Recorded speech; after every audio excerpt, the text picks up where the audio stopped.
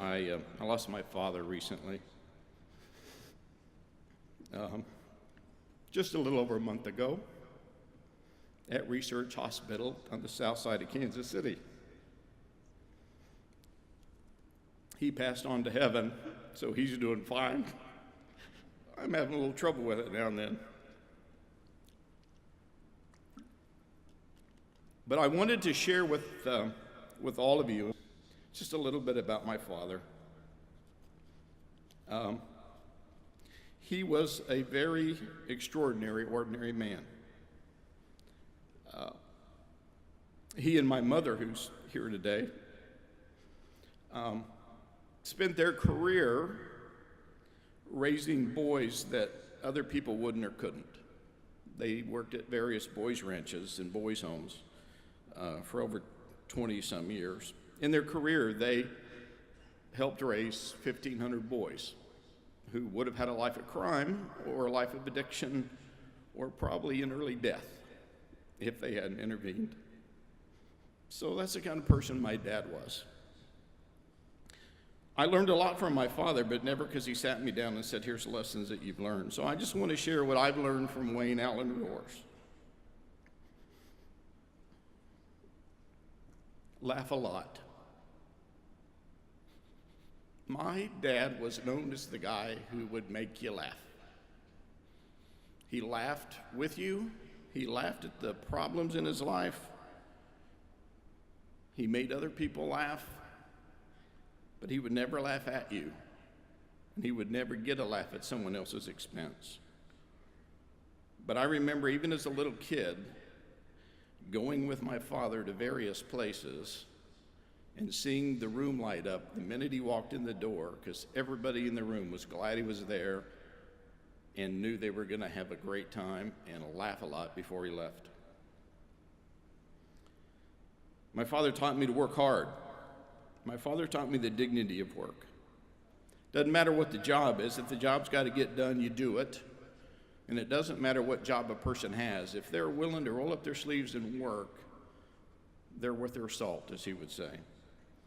There were many days I would see my father literally digging the sewer ditch up to fix the sewer pipe at the boys' ranch, only to have to go shower, clean up, put on a suit, and go talk to the Rotary Club about helping give money to that organization.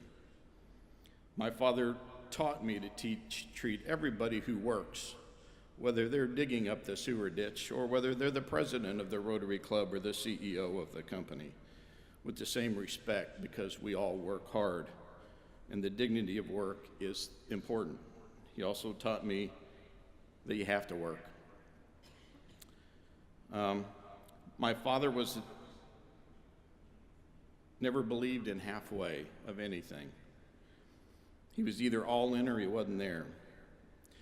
That frustrates my wife a little bit with me because I'm kind of that way too. And she's like, well, can you just slow down a little bit or not take that so seriously? And it's like, yeah, no, it's a genetic thing. Be all in. If you can't be all in, don't be there. If you can't put passion behind what you're doing, why do it? My father taught me don't do it halfway. Don't quit in the middle. Can't, never could. Put your heart into it. Lean into it. Put your shoulder into it. Put your back into it. Never go halfway.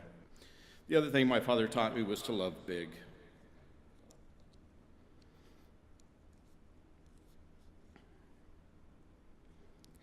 It said of my father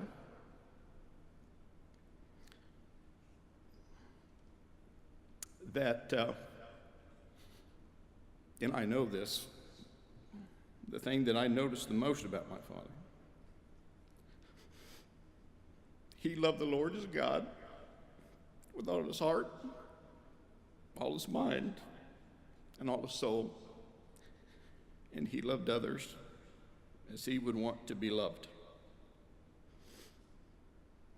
It really used to annoy me growing up with Dad, working with all these boys and living side by side with all these boys. All my friends growing up were juvenile delinquents, so you could imagine some of the fun we used to have when Dad and Mom were watching.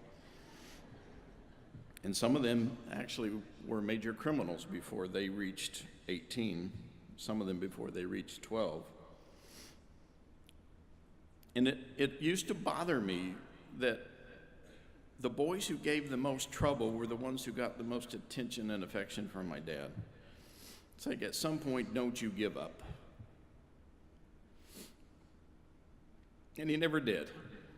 And I learned from my dad that finally, after years, unconditional love is the greatest therapy you can give anybody.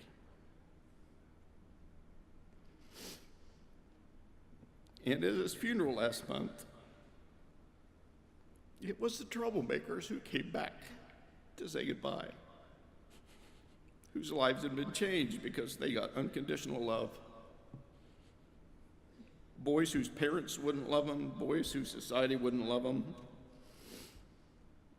that my father and my mother loved. And they lived happy, normal lives. And coming from where they were, that was an extraordinary accomplishment. I learned from my father to laugh a lot, to work hard, to respect work, to be all in and never go halfway. I also learned from my father to never stop dreaming. My father had Parkinson's. For the last 10 years of his life, every time I visited my father, he physically was less capable than he was the last time I saw him. But he was always talking to me about, when I get better, can we go do this? Even working with my mother to move some of his stuff, she uncovered several projects Dad had going of things he was going to do when he got better, even though every doctor said, Wayne, you're not going to get better. And there was a time when I would tell my dad, Dad, you're not going to get better, so just get used to it. And I thought, that's the stupidest thing you can do. So I just said, Dad, if you get better, we'll go do that. But he never stopped dreaming about how to do things better and how to have a better tomorrow. The thing I learned from my father, I guess I would share with all of you. Every day, you should dream about how you can make tomorrow better. Then you should roll up your sleeves and work as hard as you can at making a difference as if there is no tomorrow. And then you'll be like my dad. Thank you.